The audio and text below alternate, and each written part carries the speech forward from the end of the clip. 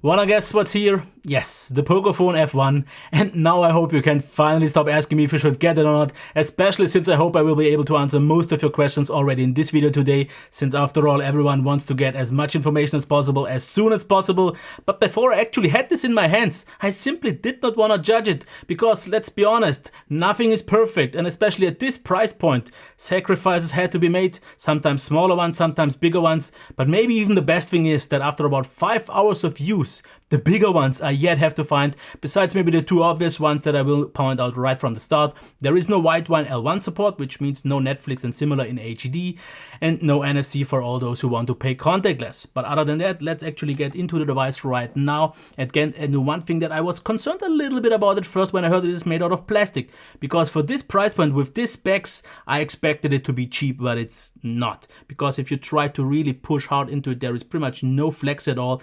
Very solid, and also here no really any bending or creaking, so very solid build. Absolutely what I could have done maybe a little bit better with this plastic here, give it some texture so it's a little bit more grippy, because as you can see it doesn't really attract fingerprints. But I would say still it's better than most glass or aluminum phones in terms of grip, but especially with slippery hands it can be kind of soap. But what I like is that it has a little bit of a curve and actually doesn't feel all that wide, and especially for example in comparison with the OnePlus 5T, one thing is quite impressive: it is shorter. And maybe not that impressive since the OnePlus 5 is one of the wider phones, it is narrow. Obviously it's thicker since it has the way bigger battery, but overall they did a really nice job. And that already starts with little details like, for example, the volume rocker. No gap at all, no real rattle, very good position, good tactile feedback. And they didn't even skimp on the fingerprint reader, which is placed a little bit maybe too close to the camera, but I would say this is just as good as on the Mi 8, which is pretty much the best you can get. And if you, for example, set the region not to Germany but to India, you can already see that Face Unlock, if I point it to me, also works. So no real compromises yet, I have to say. And if you want maybe a little bit more grip, the carbon fiber armored version could provide just that.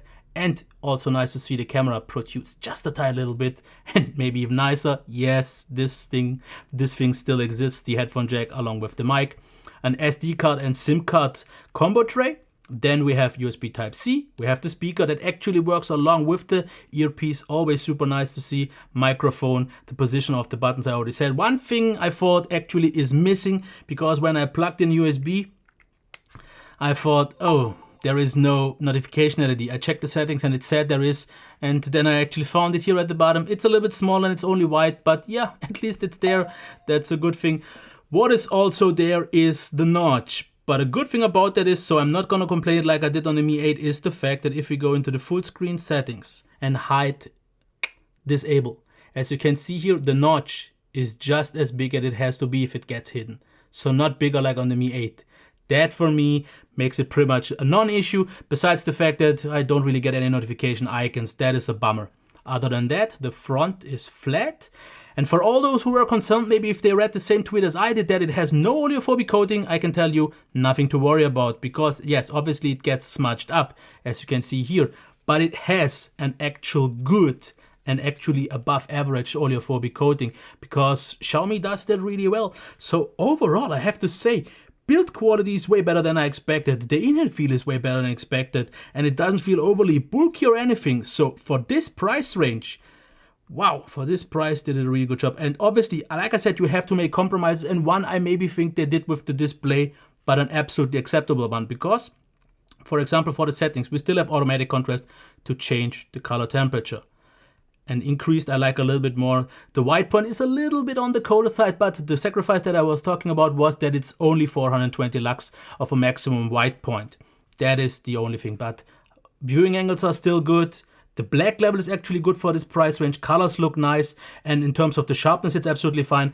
So it's just not the brightest one. I would say 420 is just about good enough, but definitely phones these days have around 6 or even sometimes 700 these days. But yeah, this is what I meant with a sacrifice. No real sacrifice here with the speakers though, because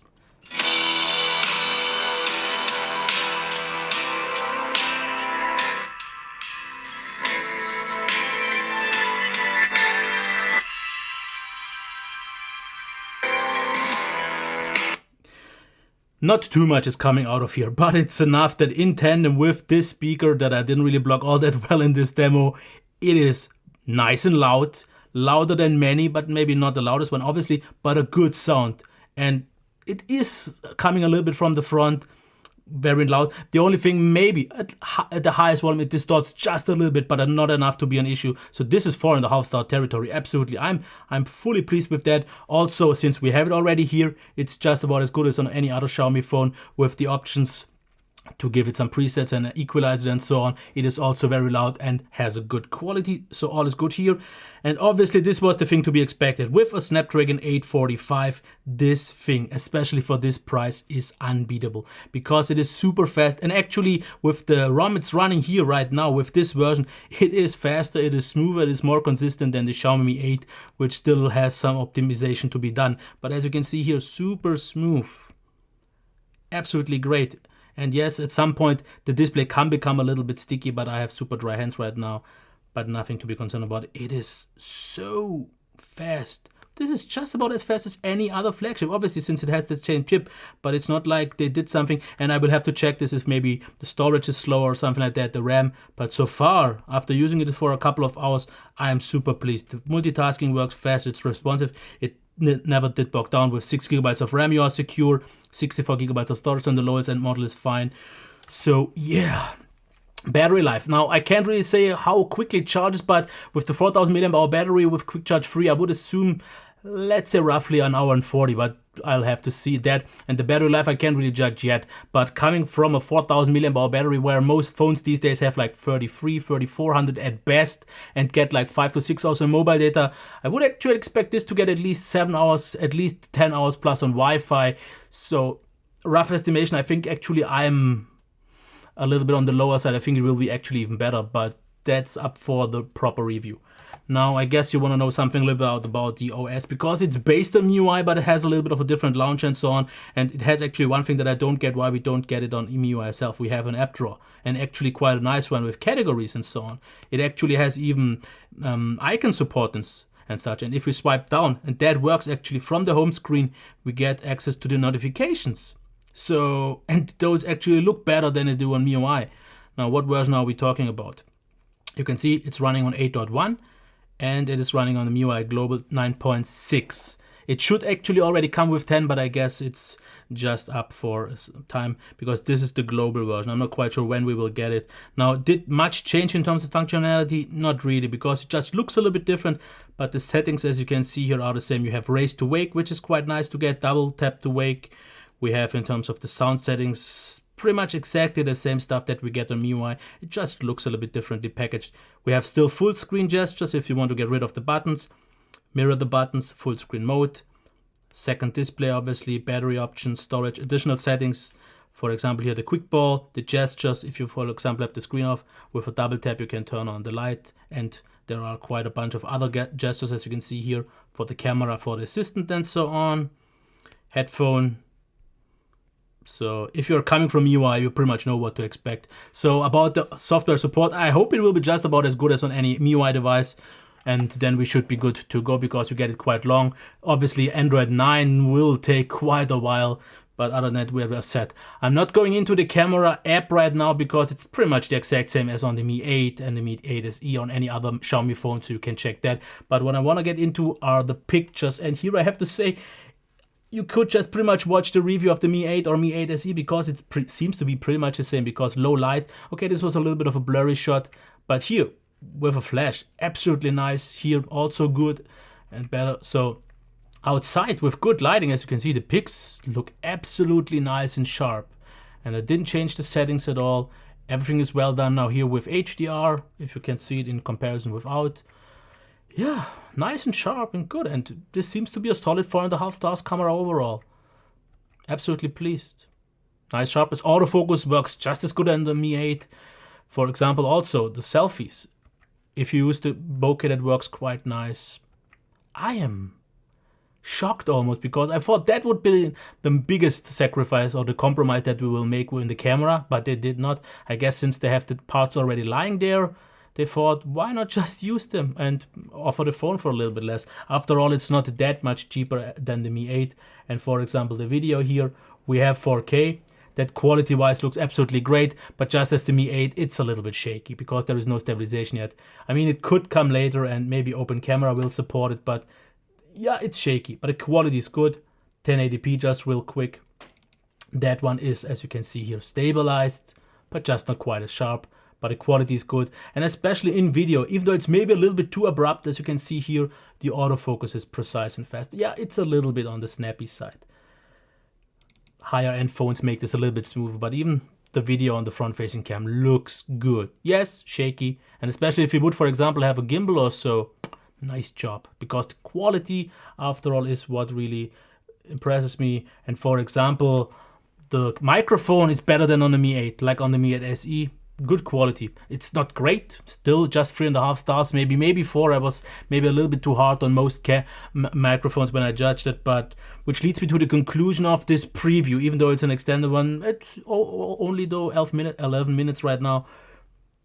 Is this phone as good as I expected it to be? No. It's actually better, because I expected this price point to have way more sacrifices, and they aren't really there, because the build quality is absolutely nice, absolutely top. Nothing is wrong with it, maybe a little bit slippery at times, but still just about as good as any other phone. The display, if you don't need the brightest one, for most people it will be totally fine, because the rest of the qualities are totally there. The speaker is loud, the dual speaker, which is better than what you get these days. The headphone jack is better. The performance is on a flagship level. The battery life actually should be noticeably above average level. The software, depending on if you like it or not, but actually it works okay. The normal things are there, but it's good to see, for example, that we have band 20. I have good reception so far. The notch is properly hidden. And yeah, one thing that I wanted to also say is that, I will try to show you this. If you watch a video, then it looks a little bit weird, because I think that's something that just has to be pointed out. Let me try to find one. Whoops. So this is the one thing. If everything is in 16:9, it's fine. But if you stretch it up, which works, it looks a little bit odd that we have such a big curve here, but only such a small one here. So it looks, yeah, a little bit odd. But I mean, those are things that I can absolutely live with. And they didn't even sacrifice on the camera. So for 300, about what it costs. Okay, this one is because it's not officially available in Germany, but a global version, so they kind of had it imported. It's like 370, but you can get already for roughly 330, 300, depending on if it's on sale, and so even cheaper. I gotta say, after about 5 hours of use, it fully delivers. I mean, there is nothing that I would say is a deal breaker, which I was a little bit concerned about. That's why I didn't, for everyone who hyped it, say, yeah, just go and buy it. But now, even though it's not the full review just yet, I'm very confident in just saying, buy it. Because the thing is, you get a performance of a phone that costs almost, like, at least the cheapest one, like almost 100 more, usually even 200 or 300 more. And the rest of the qualities are even better than in some cases, like especially if performance is important for you, and battery life, and the good speaker, which makes this especially very good for gaming. And not many phones these days can say this. So it actually just doesn't fight way above its price or weight class. It actually wins a lot of fights there. And maybe I will actually cover it even in my big comparison coming up soon. But for now, that's that. If you still have any further questions, down there. Okay, until next time.